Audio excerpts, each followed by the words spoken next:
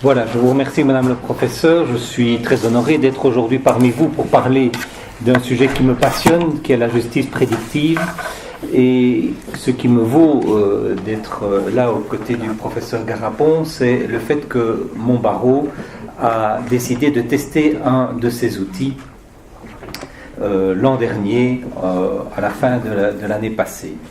Je me suis toujours beaucoup intéressé aux nouvelles technologies dans le métier d'avocat que je pratiquais, et lorsque je suis devenu bâtonnier en 2015, on parlait déjà de l'intelligence artificielle appliquée au droit. Elle est arrivée plus tard, sans doute au niveau du droit, que dans d'autres domaines de la société, parce que le droit diverge d'un pays à l'autre. C'est donc plus difficile de mettre en place des solutions universelles, et la matière est difficile aussi parce que sous un même concept on peut trouver des terminologies différentes dans les différents pays. Je pense par exemple aux différences qui peuvent exister pour des réalités semblables, des différences de dénomination entre la France et la Belgique dans le droit de l'insolvabilité. Et donc je vois à ce moment où je suis bâtonnier que des gros cabinets d'avocats, surtout américains, sont occupés à investir des sommes considérables dans des outils d'intelligence artificielle. Et l'inquiétude qui naît en moi est de découvrir que peut-être, dans un avenir relativement proche, va se créer un barreau à deux vitesses. Un avec des gros cabinets disposant de moyens importants qui disposeront d'outils leur permettant d'être extrêmement efficaces, et d'autres qui ne le seraient pas parce que n'ayant pas les moyens économiques d'acquérir ces outils. J'ai donc plaidé, notamment au sein de l'Assemblée générale d'avocats.be, pour qu'on fasse ensemble l'acquisition de manière collective au niveau des avocats francophones et germanophones.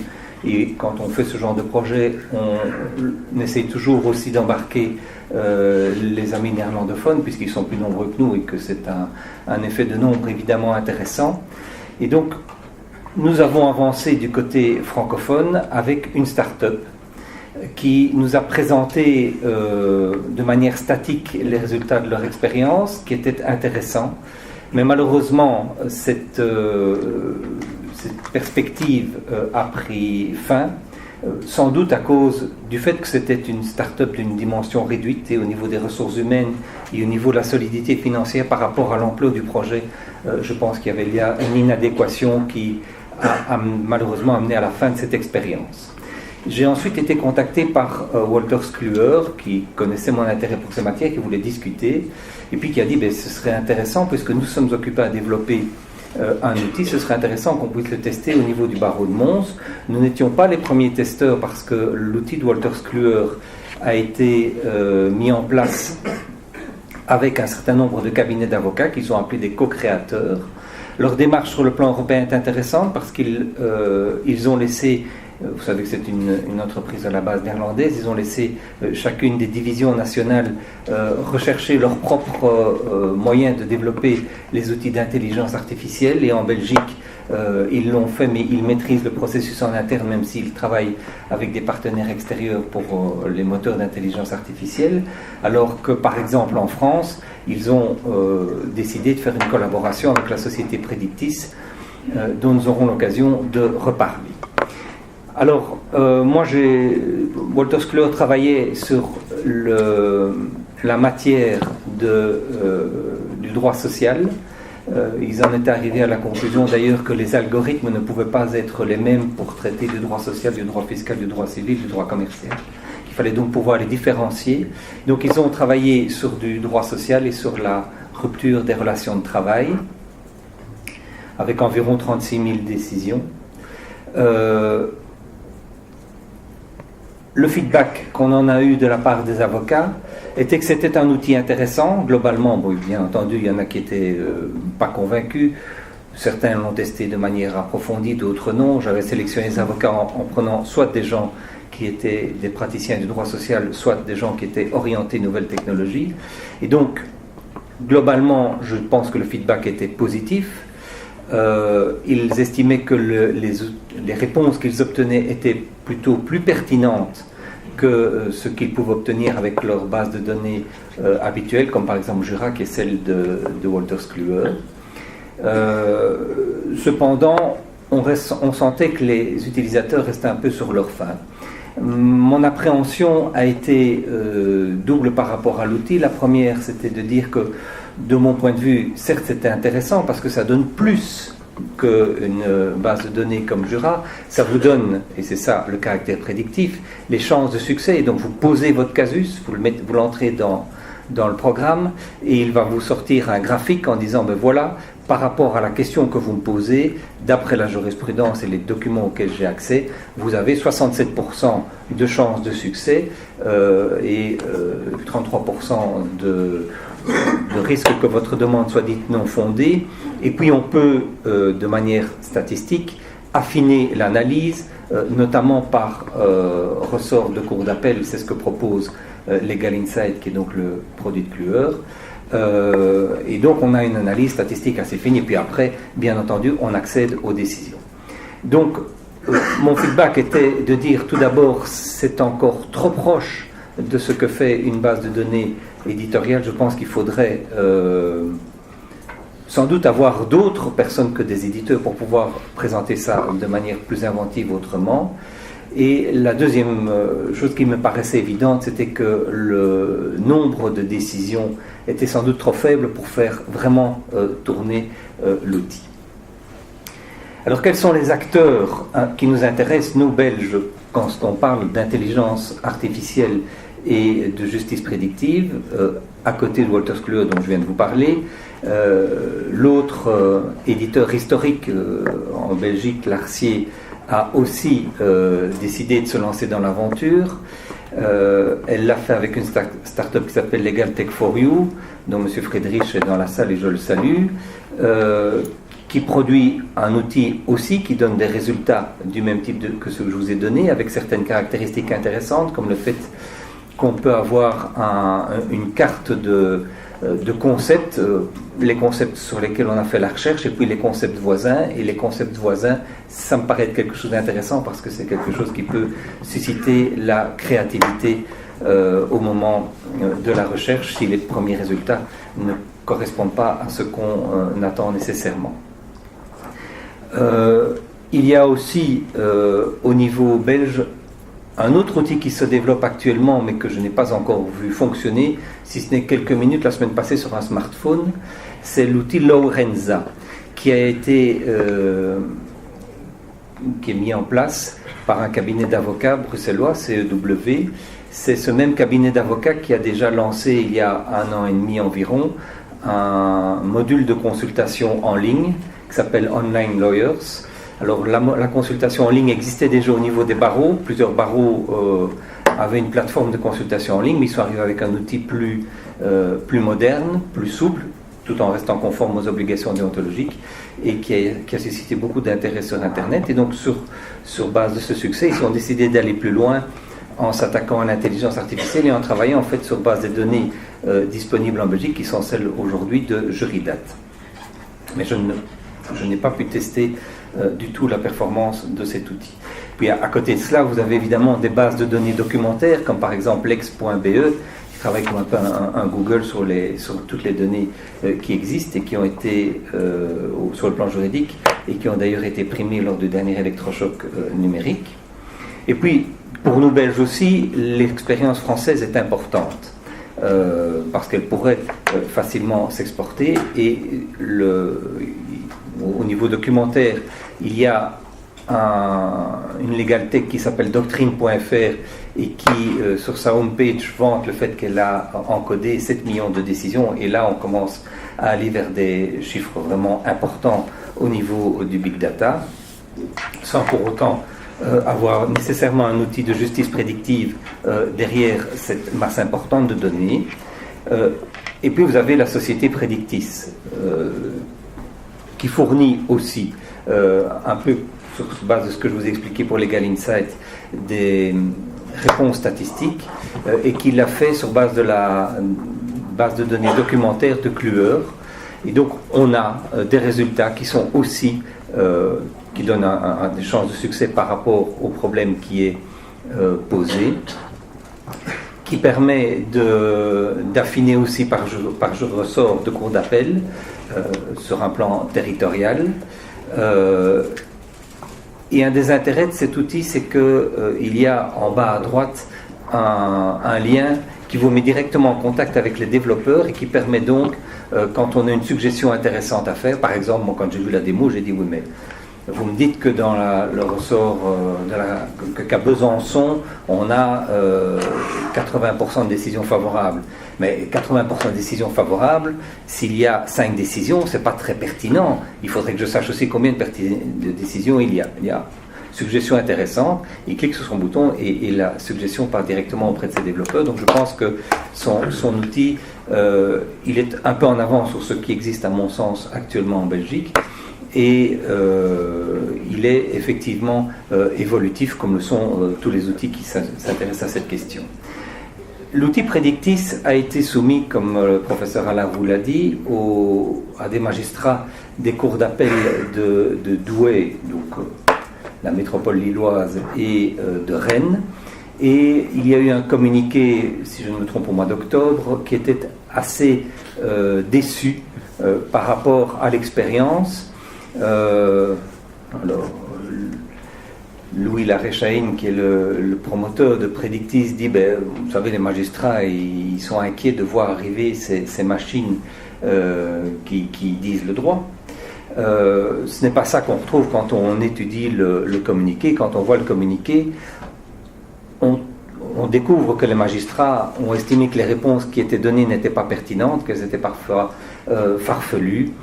Et je pense, quant à moi, ça c'est ma déduction par rapport au communiqué qui a été donné, que le problème est le problème de la masse des données disponibles. Parce que ni en Belgique, ni en France, les données ne sont actuellement disponibles en grand nombre. Il y a des millions de décisions qui ont été prononcées en Belgique, auxquelles on n'a pas accès.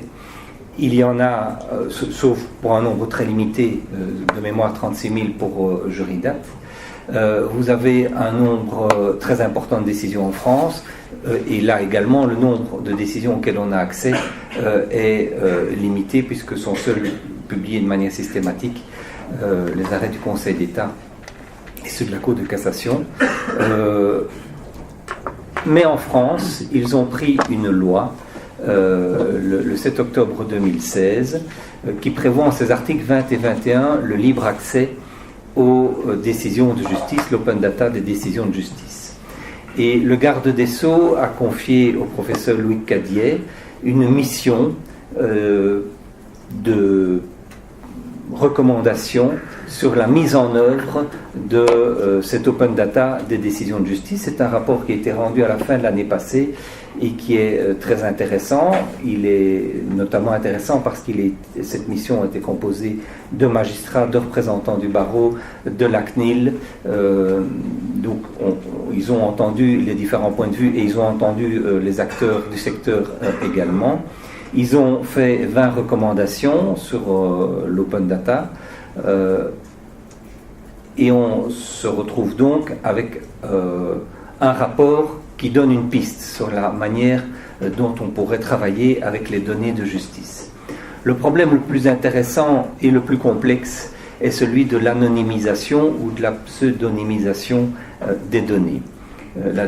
L'anonymisation est définie comme étant la suppression de toutes les données d'identification des personnes sans qu'il soit possible de faire marche arrière. Donc la décision est définitivement vierge de toute donnée personnelle d'identification. Et la pseudonymisation prévoit qu'il est possible de réidentifier les personnes moyennant un apport extérieur et qui pourrait être bien entendu celui qui vient de la personne qui a procédé à cette pseudonymisation. Bien entendu, quand on parle de données personnelles mises à disposition du public par le biais de l'open data, il faut supprimer, conformément au règlement général sur la protection des données, sur base des lois actuelles, mais aussi, voyons la loi qui sera la réglementation qui sera d'application à partir du 25 mai prochain, il faut éliminer toutes les données personnelles qui permettent d'identifier une personne physique. Mais comme vous le savez, le RGPD, il s'intéresse aux personnes physiques, pas aux personnes morales. Et donc une des questions qui se pose est de savoir est-ce qu'il faut anonymiser, supprimer toutes les données d'identification des personnes morales ou non. Quand on se retrouve face à des grandes sociétés, ça ne pose pas vraiment de difficulté. Quand on se retrouve face à des petites sociétés, on est parfois près de sociétés qui finalement sont unipersonnelles et qui sont très liées à la personne physique qui travaille au sein de cette société. En plus, l'utilisation des données croisées, comme permet de le faire un outil d'intelligence artificielle, peut être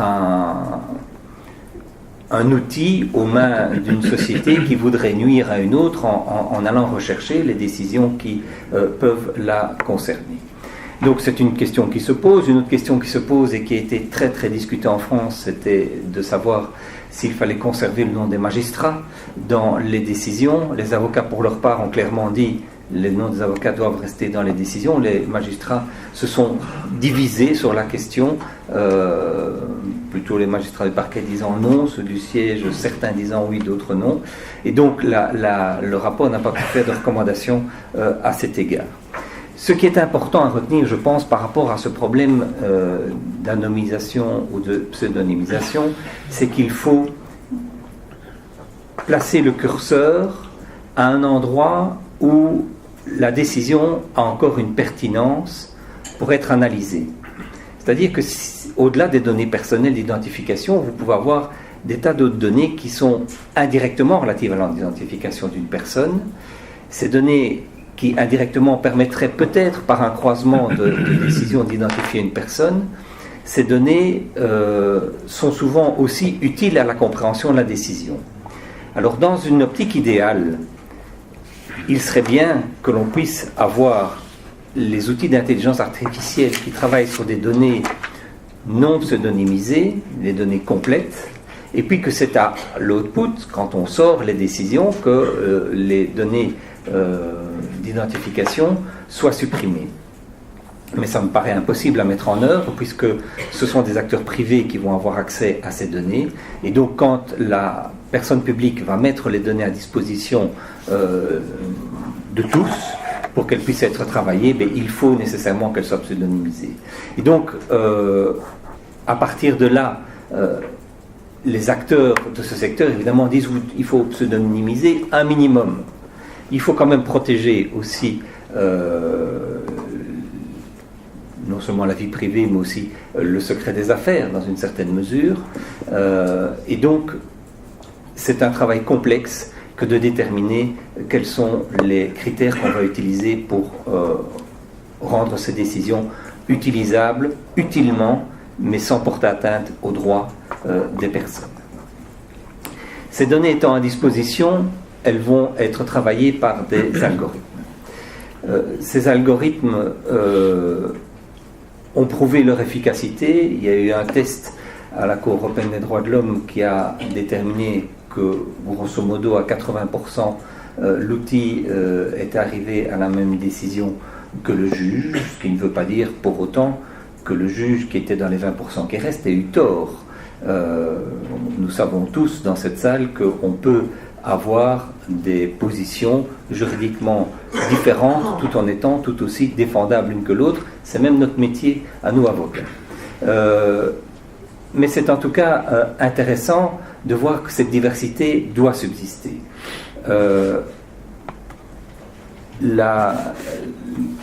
En regardant, puisque nous parlons de prédiction, en regardant Art Zucker, j'ai retrouvé en regardant dans le Littré la définition de la prédiction, j'ai trouvé cette citation aussi que je trouve intéressante par rapport à notre sujet. La prédiction fut peut-être elle-même la cause de son accomplissement. Et ça, c'est ce qu'on appelle l'effet performatif. Si effectivement les juges constatent que la majorité a décidé ceci, peut-être surtout si leur nom est mentionné sur la décision, ils pourraient être tentés de rester du côté de la majorité et de ne pas s'aventurer dans une thèse différente, dans une solution juridique différente. Je crains que ce genre de comportement n'assèche le droit et que donc on se retrouve avec une perte de créativité, un petit peu, je dirais, pour les avocats praticiens, comme celle qu'on a vécue dans le domaine de l'évaluation des préjudices corporels, quand les avocats étaient assez inventifs pour essayer de justifier les différents aspects du dommage de leurs clients, et puis quand le barème est sorti, eh bien, bon nombre d'avocats, peut-être par facilité, on dit, ben voilà, le barème dit que c'est autant. Résultat, les compagnies d'assurance ont dit, ben, vous voyez encore votre plus-value, le barème, je sais le lire moi-même. Et donc, un certain nombre de dossiers de calcul de préjudice corporel échappent ainsi, puisque si on ne prouve pas sa plus-value, on n'a pas beaucoup de raisons d'intervenir. Donc, c'est un petit peu cela que je vise quand je dis attention à l'effet performatif. Il me paraît important que les outils d'intelligence artificielle ne proposent pas seulement les décisions majoritaires, et c'est important, c'est pour ça qu'on acquiert de tels outils, c'est pour savoir quels sont les risques que l'on encourt, quels sont les risques que court le client, et d'ailleurs c'est comme ça que Predictis vend son produit, parce qu'il le vend assez cher, mais il dit, bon, c'est plusieurs centaines d'euros par mois qu'il demande pour pouvoir accéder à cet outil, mais il dit, mais regardez, vous n'avez qu'à dire à votre client, est-ce que vous voulez que je passe le casus que vous me proposez dans la machine, et si oui, ben je vous compterai 100 euros, et donc si vous le faites 5 ou 6 fois sur le mois, eh bien vous aurez remboursé votre investissement. Donc cette fonction-là, elle doit rester. Mais à côté de cette fonction-là, il est essentiel que soient mises en valeur les décisions divergentes. Alors il peut y avoir des décisions divergentes qui sont évidemment divergentes à tort et pour de mauvais motifs. Mais il peut y en avoir d'autres qui sont intéressantes et qui permettent à l'avocat de développer sa créativité, parce que je crois qu'elle doit subsister. Cet effet performatif pourrait être d'autant plus dangereux qu'on ne sait pas qui demain va maîtriser les outils d'intelligence artificielle. Je veux dire qu'aujourd'hui ce sont des entreprises de taille petite ou moyenne qui travaillent sur le sujet. On peut très bien imaginer qu'à un moment donné, les GAFA trouvent intéressant de contrôler ce secteur et de se porter acquéreur de telles sociétés, et on n'aurait plus à ce moment de possibilité véritablement d'avoir une influence sur les algorithmes qui sont proposés.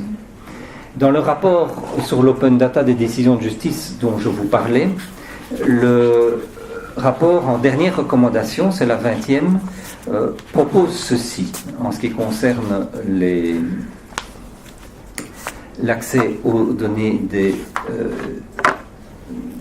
en ce qui concerne les algorithmes, la recommandation est la suivante: réguler le recours aux nouveaux outils de justice dite prédictive par 3 tirets, l'édiction d'une obligation de transparence des algorithmes, deuxième tiret, la mise en œuvre de mécanismes souples de contrôle par la puissance publique, et troisième tiret, l'adoption d'un dispositif de certification de qualité par un organisme indépendant. Prendre des mesures de ce type me paraît tout à fait indispensable. Néanmoins, l'édiction d'une obligation de transparence des algorithmes risque d'être confronté au secret des affaires. Je ne sais pas si ceux qui ont investi des sommes considérables au développement d'algorithmes vont être d'accord que ceci soit rendu public. Alors, la présence, les deux points suivants, soit un organisme indépendant, soit la puissance publique, me paraissent être plus crédibles, sans dire pour autant que ça résoudra tout, parce que si vous vous retrouvez face à des acteurs, et c'est pour ça que je parlais de GAFA, face à des acteurs qui sont économiquement extrêmement puissants, que seront les organismes de contrôle? Et c'est un petit peu ce qu'on a vécu avec le Dieselgate. Les constructeurs ont berné les organismes de contrôle sans trop de problèmes, parce qu'il y a un déséquilibre entre, d'une part, le contrôleur et d'autre part, celui qui doit être contrôlé. Donc je pense que c'est un sujet d'attention important à avoir pour l'avenir. La justice prédictive, ça veut dire que la justice prédit, et si la justice prédit, peut-elle dire? C'est une tentation qui existe, et elle existe dans le chef de gouvernement qui voit une possibilité de réduire le coût de la justice, et on a déjà lu, entendu qu'il serait peut-être intéressant que des litiges de petite valeur, il faudra le définir bien entendu, mais peut-être mettra-t-on cela à 2500 € comme la compétence du juge de paix, eh bien les litiges de petite valeur devraient être réglés par une machine. Et d'embrayer en disant, mais après tout, la machine, elle est objective. Alors, on a la représentation de la justice qui a un bandeau sur les yeux, mais le juge, lui, y voit.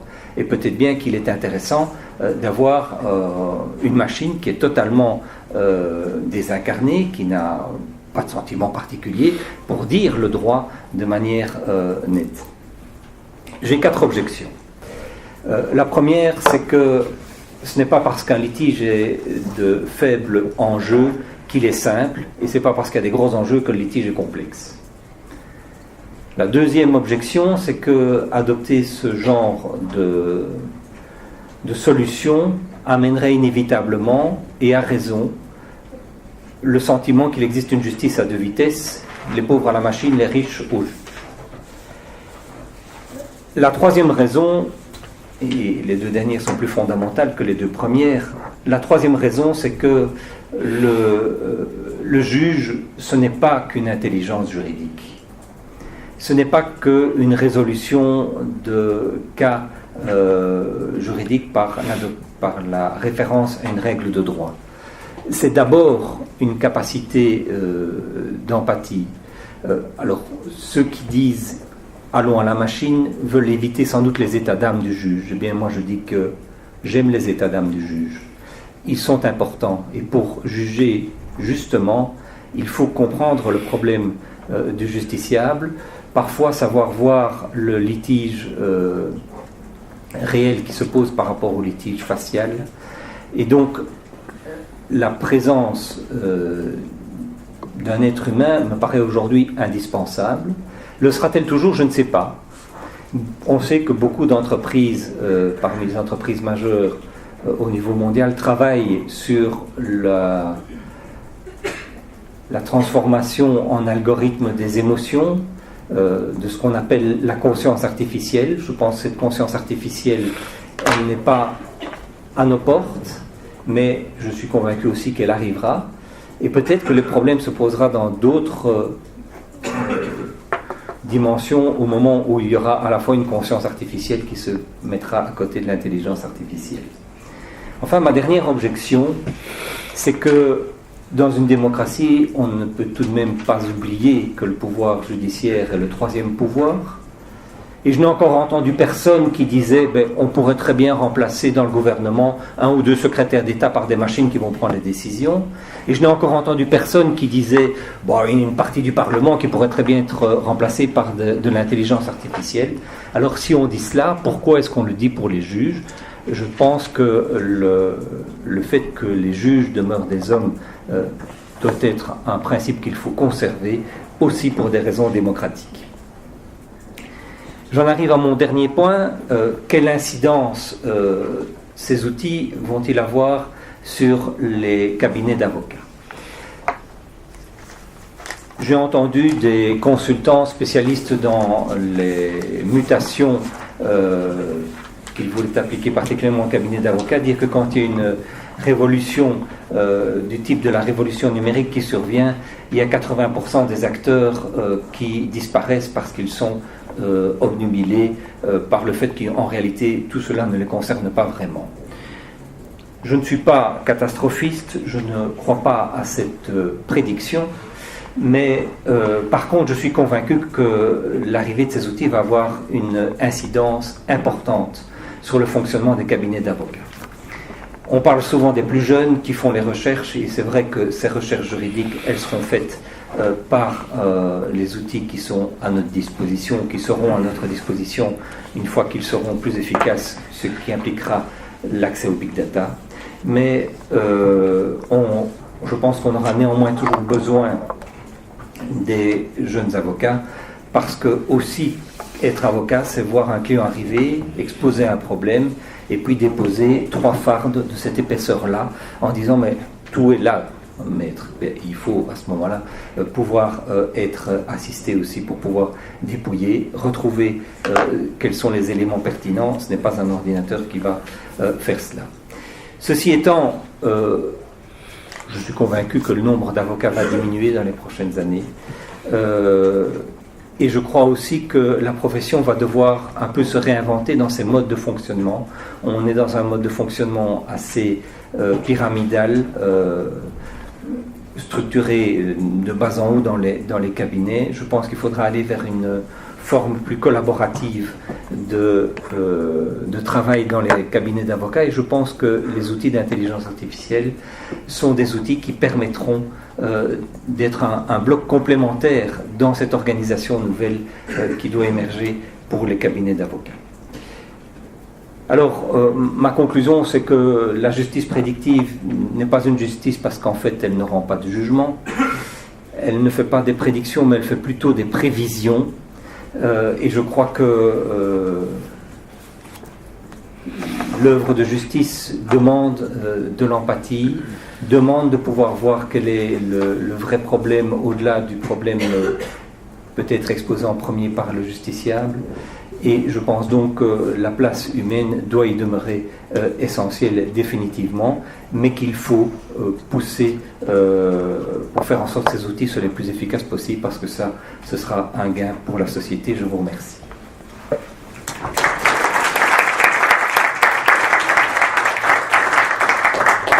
Tu peux juste ne pas dépasser les 20 minutes. Je peux même faire moins, c'est pas parce que beaucoup de choses ont été dites et bien dites, et donc je ne vais pas les redire. Quelques observations. Je vais plaider par observation. Tout d'abord, attention à ne pas limiter la question de la justice prédictive à un bilan coût-avantage. C'est-à-dire, est-ce que ça marche, est-ce que ça marche pas, parce que c'est ce qu'on entend le plus souvent. Et ça me semble réducteur. Ça me semble réducteur parce que elle pose quand même beaucoup de problèmes à beaucoup de niveaux, et qui sont escamotés comme si on était fasciné par la technique. Et j'attire votre attention sur le temps grammatical qui est utilisé quand on parle de la justice prédictive. En fait, on utilise ce que en rhétorique on appelle la prolepse, c'est-à-dire qu'on parle au présent de quelque chose qui n'existe pas encore, mais qui va exister. Et encore, si on creuse encore plus, c'est une figure religieuse d'ailleurs, qui doit exister, qui nécessairement arrivera, mais n'est pas encore là. Et donc, si on fait le bilan de la justice prédictive, on voit énormément d'annonces, on voit des expérimentations, on voit des tas de choses dans le monde entier, mais quand on regarde de plus près, on se rend compte que ça marche pas très bien, ou dans le fond c'est pas vraiment, il n'y a pas tellement de plus-value, où il y a une nouvelle présentation. Donc première observation, je crois qu'il faut être très prudent sur savoir de quoi est-ce qu'on parle. Deuxième distinction, il y a vous avez rencontré beaucoup de boîtes qui vont faire de la quantification, du paramétrage du travail des juges. Alors c'est doctrine.fr maintenant, c'est gratuit d'ailleurs, hein, les avocats français sur Doctrine peuvent voir, on peut leur donner tout leur pédigré, toutes les affaires qu'ils ont plaidées, celles qu'ils ont gagnées, celles qu'ils ont perdues, etc. Si vous allez regarder sur Internet Lex Machina, qui est racheté par LexisNexis, qui est une grande legal tech américaine, Lex Machina va faire ça pour tous les juges. Alors, c'est très intéressant pour le juge, on va dire, le juge Smith, il est juge depuis 37 ans, il a rendu tant de décisions dans telle affaire, ses décisions sont comme ci, il a cité tel jugement, il a été cité tant de fois, etc. Et on fait une radiographie de la production avec des considérations stratégiques. Par exemple, sur Lex Machina, vous dites quel est votre adversaire, il a eu la law firm, elle a fait combien de dossiers en propriété intellectuelle, elle en a gagné combien, quelle a été son attitude en cours. Alors après, ça va même un peu plus loin. On peut dire, par exemple, dans la procédure américaine, le juge Smith, eh bien, il a une tendance à rendre au bout de 147 jours une décision de non-lieu, et pour telle raison. Alors ça, c'est plus intéressant à savoir. Donc, vous connaissez le juge, vous connaissez l'autre partie, vous savez quelles sont les habitudes du juge, comment il décide, à quel moment. Et puis après, on peut continuer. Bon. Mais tout cela donne, en fait, des données chiffrées qui sont bien présentées, qui sont croisées. Donc, c'est très intéressant. Il n'y a pas beaucoup d'intelligence artificielle dedans. Il y a simplement des données. Alors, ça a une répercussion importante. J'y viendrai en ce qui concerne nos droits, si j'ai une minute. Le prédictif, c'est pas la statistique. C'est pas la statistique. La statistique, c'est, pour prendre un exemple médical, c'est tous les hommes qui ont plus de 65 ans ont une propension de faire développer un cancer de la prostate. Bon. L'instrument d'intelligence artificielle va dire non pas une catégorie statistique, mais va apporter la fiabilité d'une observation scientifique calculée sur une personne. Et c'est pas non plus telle catégorie d'âge, mais c'est John Smith, il va, en raison de ses habitudes de vie, de son patrimoine génétique, de ses données médicales dont on dispose, et puis de beaucoup de données, eh bien, il a 433% de chances de développer tel type de cancer du rein à tel moment de sa vie. Donc là, c'est beaucoup plus précis. Donc, il ne faut pas confondre le prédictif et la statistique. Quand on regarde les gens qui font vraiment qui mettent vraiment de l'intelligence artificielle, il y en a beaucoup moins. Bon. Alors, ça pose. Par exemple, il y a une distinction qu'il faut faire parce que certaines boîtes proposent de dire, c'est la majorité d'ailleurs. Il y a beaucoup font de la mobilisation de documentation juridique rapide, efficace, en langage naturel. C'est déjà beaucoup. Mais c'est pas, ça permet d'aller très très vite. Bon, alors j'introduirai une distinction entre la legal tech qui prétend dire quelle va être la solution, en fonction de ce que vous m'avez dit. Alors, vous pouvez le voir sur votre portable, hein, c'est accessible, maintenant c'est très très banal, revenu de monsieur, revenu de madame, nombre d'enfants, mode de garde, modalité du jugement de divorce, boum, et vous avez les prestations compensatoires, les pensions alimentaires apparaissent sur des fromages, donc c'est gratuit, c'est sur votre portable, et tout le monde peut le faire.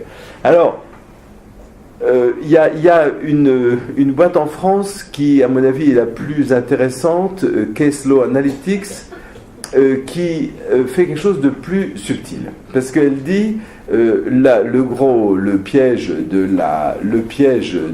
prétendre dire la solution, comme si elle n'avait qu'une, dans un sens dworkinien, on pourrait dire, hein, la bonne solution, voilà.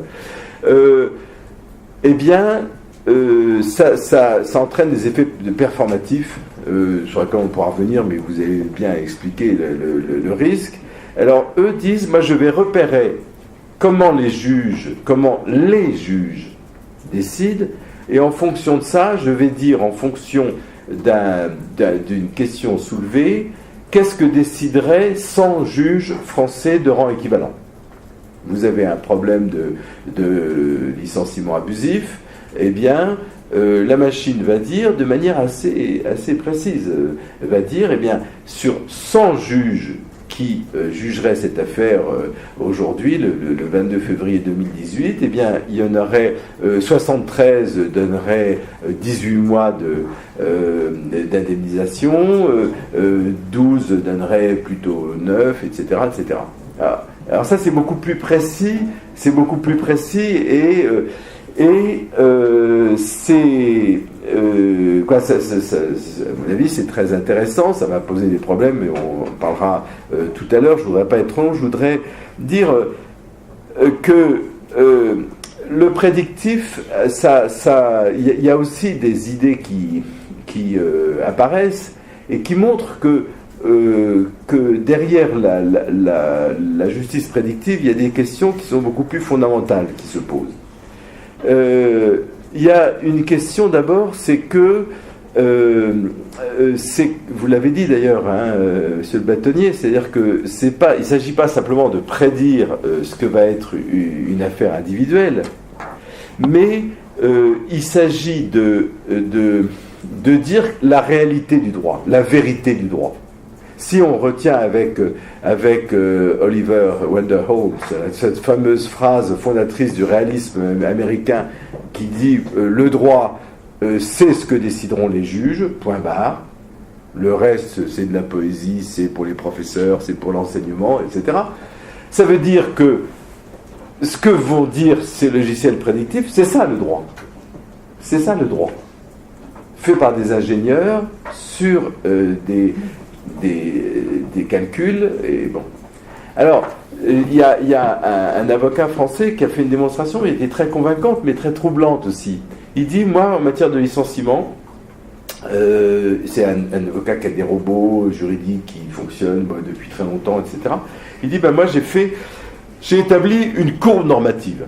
Donc, tout ce que vous me dites, monsieur le juge, c'est très bien, dites-le à vos étudiants, dites-le, mais moi, je vais vous dire, le licenciement en France, c'est ça. C'est une courbe, elle commence au début, on a d'autant plus de mois d'indemnisation qu'on a de mois de présence dans la boîte, et puis, passer un certain temps dans l'entreprise, au bout de 5 ans, 5-6 ans, entre 5 ans, 7 ans, 10 ans, dans le fond, l'indemnité sera la même. Et puis il dit, j'ai même observé quelque chose de beaucoup plus surprenant, c'est qu'en fin de parcours, après une très longue présence dans l'entreprise, l'indemnité tend à baisser un peu. Donc j'ai une courbe qui monte, stable, fin de présence, elle tombe un peu. Et il me dit, mais ça, et à chaque fois qu'un jugement est rendu en France qui est accessible par son banque de données, je le rentre dans ma machine, je mouline, j'affine. Et j'ai des centaines, des dizaines de milliers de jugements, etc. Bon. Alors il dit, pour moi, la loi, c'est ça. La loi, c'est ma courbe normative. Alors, ça pose beaucoup de problèmes. Je ne fais que poser la question parce qu'on aura le temps d'en discuter ensuite. Ça veut dire quoi ? Ça veut dire que s'installe l'idée qui est de plus en plus prégnante que la fonction de ces machines prédictives, c'est beaucoup plus que de prédire les issues. C'est en fait de définir une norme de référence, c'est-à-dire de dire la vérité du droit. La vérité du droit, c'est ça. Un bon juge, c'est celui qui décide ça. Une bonne juridiction. Alors, je me souviens, j'ai participé avec toi, Julie, d'ailleurs, il y a quelques années, sur la justice managériale. C'est l'idée de la LOLF. C'est l'idée de la justice managériale, c'est ça. C'est-à-dire, on va substituer aux normes du droit une norme de rendement ou une norme qui va pouvoir être prédite de manière calculée, objective, absolument objective. Bon, très bien. Alors là, on a passé un stade qui est un peu... qui n'est pas sans poser de questions, mais on n'est pas au bout de nos surprises. Il y a une autre idée qui s'installe aussi, qui a été comment dirais-je, écrite, formulée, qui l'est encore, j'ai vu la semaine dernière, notamment par Laurent Alexandre, qui était un neurochirurgien qui s'est mis c'est lui qui a fait Doctolib en France, une start-up qui marche très très bien sur la réservation de rendez-vous médicaux. Et alors, lui il a fait un petit texte qui est très intéressant parce qu'il est un peu, comment dirais-je, naïf, mais en même temps, il dit quelque chose qui est dans l'air aujourd'hui. Il dit, mais le problème des juges, c'est qu'ils ont des biais cognitifs. Alors, ils peuvent avoir des gros biais cognitifs. Il y en a qui sont excessifs, il y a des gauchistes, il y a des déprimés, des enthousiastes, bon, etc., des syndiqués, bon. Alors, voilà, ils ont des états d'âme. C'est plus que eux, ils appellent ça des biais cognitifs. Bon. Alors, mais il dit, et en plus, ils sont sous pression, on demande de faire des tas de choses, etc. Mais après, il ajoute, mais dans le fond, nous avons tous des biais cognitifs. Il y a un juge sans biais cognitif, ça n'existe pas. Donc, finalement, la justice va permettre de trouver des solutions sans biais cognitif. Et alors, il y a ce raisonnement, c'est pas lui qui le tient, c'est un autre, que j'ai trouvé aux États-Unis dire, la différence entre un juge qui dit, moi je suis pas raciste, donc je ne tiens absolument pas compte de la couleur de la peau des gens qui sont devant moi. Très bien, très bien. Très bien, mais il a un inconscient, ce juge.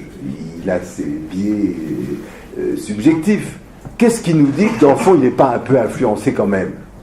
Alors que dans une machine, si je retire le critère de la race, de l'origine, alors ça, je sais qu'elle ne va pas le prendre en compte, parce que c'est un pur calcul. Donc, qu'est-ce que ça nous dit? Ça nous dit que derrière la justice prédictive, il y a le rêve d'une machine qui délivre le jugement de son humanité. Ça pose quand même un problème. Depuis Platon, on avait toujours pensé que le jugement était une activité humaine. Bon. Donc, ça, je laisse là, puis j'arrive au dernier stade, pour pas être trop long, c'est les logiciels qui sont mis en place par Ross et par d'autres, par IBM, bon, et qui sont les logiciels d'analyse textuelle. Ça veut dire qu'ils disent, mais le cœur de l'activité du juge, c'est d'interpréter la loi ou la Constitution. Mais là aussi, il interprète avec ses biais cognitifs, avec son bagage. Ils ont tous été formés à Yale ou à Harvard, donc ils pensent tous un peu la même chose, etc. Donc on va mettre en place une machine qui va repérer dans toutes les décisions ce qu'aucun esprit humain ne peut faire, dans toutes les décisions de justice rendues depuis 1804, depuis la naissance de 1886, la naissance de la Cour suprême et tous les circuits fédéraux, qui vont mettre l'environnement textuel, c'est des analyses qui sont maintenant bien, qui vont dire, eh bien, le mot arme à feu se trouve associé avec tel autre mot à 92%, par contre il n'est pas associé à tel autre, etc. Bref, et puis avec des mécanismes beaucoup plus complexes, eh bien la machine va interpréter la Constitution beaucoup mieux que ne le feront des juges. Vision que soutiennent l'école textualiste américaine, et notamment le juge Scalia, le regretté juge Scalia, qui était le tenant de cette école et qui est remplacé par Gorsuch, qui est aussi un textualiste, et qui pense cela. Bon, c'est beaucoup de... Bon. Voilà, donc je m'arrête là, on pourrait continuer, mais tout ça pour dire que, vous voyez, derrière la justice prédictive, il faut comprendre que ce qui se joue, c'est un changement autrement plus profond, et vous l'avez rappelé d'ailleurs, qui est un changement qui vient bien au-delà de la justice prédictive, et peut-être même bien au-delà d'ailleurs de la technologie elle-même, qui est un tournant de notre modernité, et dont on n'est probablement qu'au début, mais qui doit être regardé avec à la fois lucidité et comment dirais-je, j'allais dire inquiétude, non, avec lucidité et positivité, mais sans critique. Voilà, merci.